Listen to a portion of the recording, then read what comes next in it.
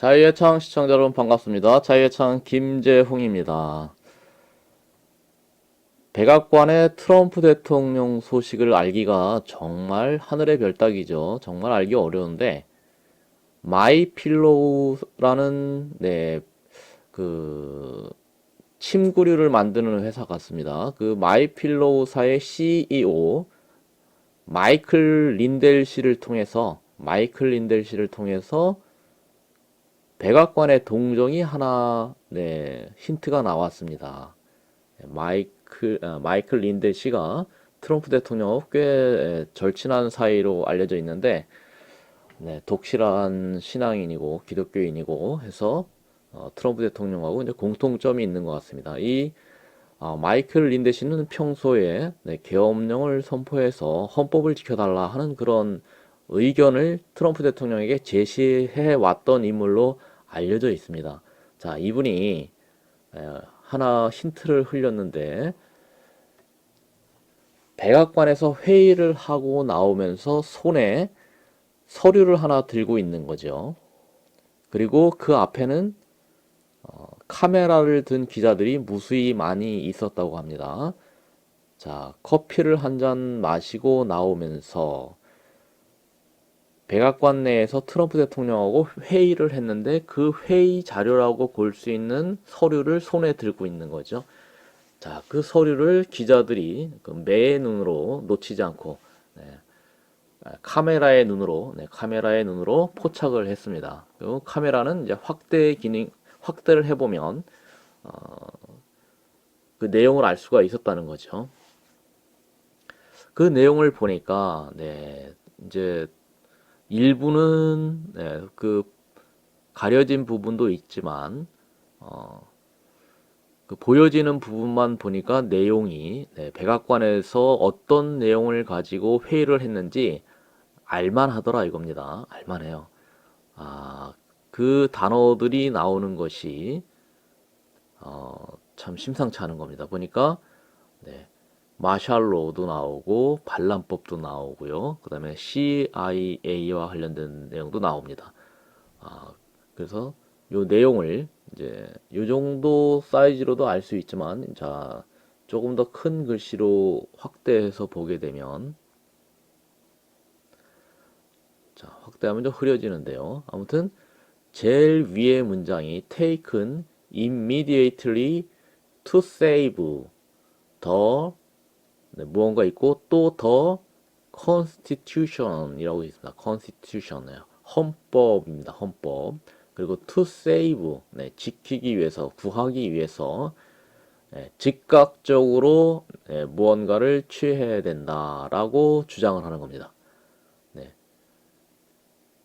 헌법을 구하기 위해서 즉각적으로 조치를 취하라. 뭐 그렇게 해석이 되는 그런 문장이 들어가 있습니다. 제목입니다. 자, 마이클 린델 씨는 이렇게 헌법을 구하기 위해서 즉각적으로 조치를 요구하는 그런 문건을 들고서 회의를 했던 겁니다. 그것을 보여준 겁니다. 언론 기자들에게 내용을 보여줬습니다. 그리고 보여지는 단어들은 내셔널 시큐리티라는 단어, 국가 안보라는 단어도 나오고 조금 더 내려가면 요건 이제 신인균 대표가 방송한 내용인데 일부 가려지긴 했지만 리저렉션 액트, 반란 진압법으로 볼 수 있는 단어도 있고 여기 좀 흐려져서 안 보이지만 마샬로로 보입니다. 마샬로. 그러니까 마샬로 계엄법 위의 결과로서 반란법까지도 고려를 하는 뭐 그런 회의를 했다는 겁니다. 그다음 이제 제목으로 보이는 거는 사람들 이름이 나옵니다. 그 중에 시드니 파웰이라는 이름입니다. 시드니 파웰, 그리고 또 CIA에 관련돼서는 쿠시 파텔이라는 이름이 나옵니다. 쿠시 파텔을 움직여야 된다. CIA가 활동하게 하기 위해서는 쿠시 파텔이라는 사람을 움직여라. 그러니까 쿠시 파텔이 CIA 국장으로 이제 거론이 되고 있지 않냐. 이런 해석도 가능한 거죠. 그리고 또 이어서 나오는 말들은 foreign interference in the election입니다. 네, 선거에 있어서 외세 개입이라는 단어가 나옵니다. 그 다음에 trigger라는 거는 이거는 뭐 방아쇠, 폭발장치 그런 뜻이기 때문에 뭔가 방아쇠를 당겨야 된다. 뭐 그런 의미입니다. 방아쇠 기능을 하고 있다. 네. 그리고 또 make clear, 청소하기 위해서 이거 뭐합니까? in China, 이란입니다. 이란과 중국과 이란에서 이란에서가 아니라 이제 이즈로 보입니다. 이것들은 중국과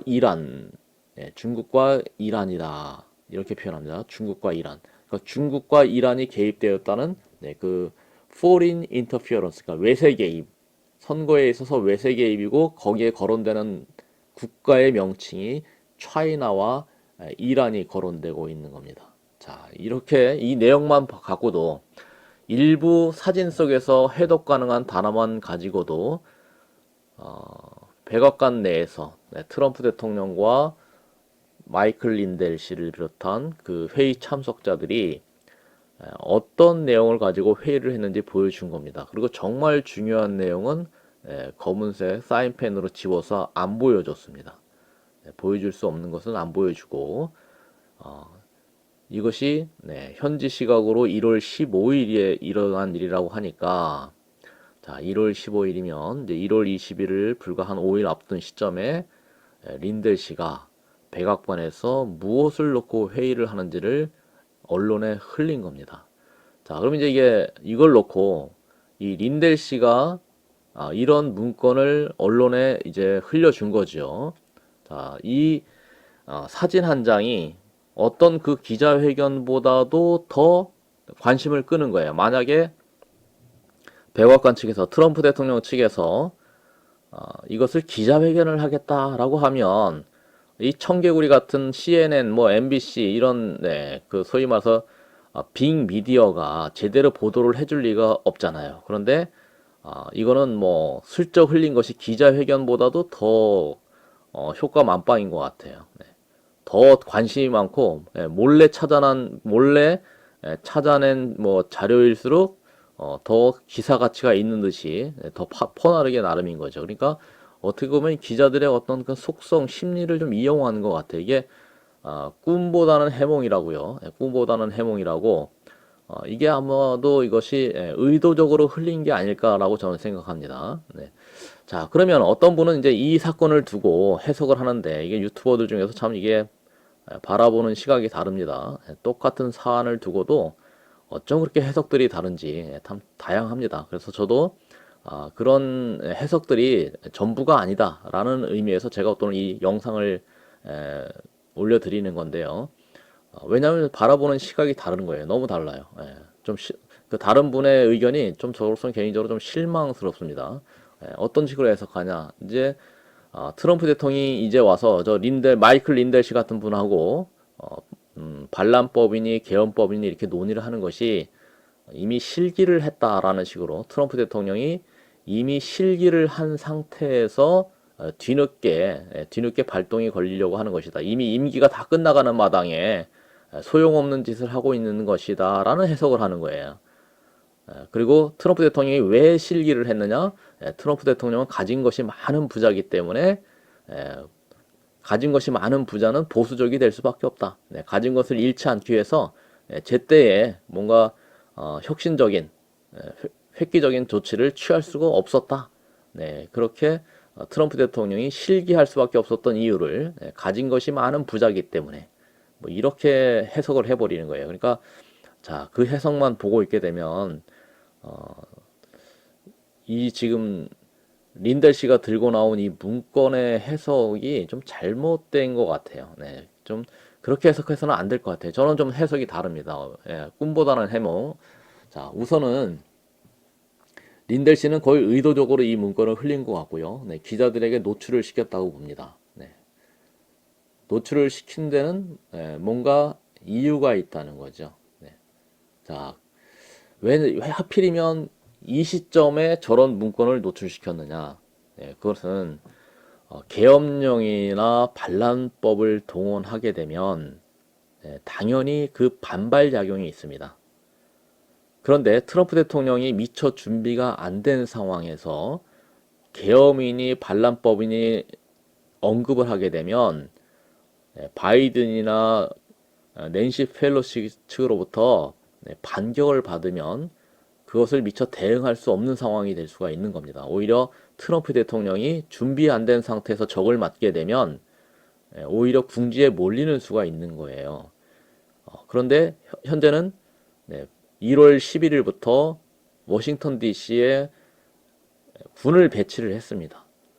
그리고 점점 처음에 한 6천 명으로부터 해서 한 이제 3만 명까지 배치를 했다고 하고 곳곳에 펜스를 설치하고 또 군도 무장을 하고 이것은 뭐예요? 만반의 준비가 된 거거든요.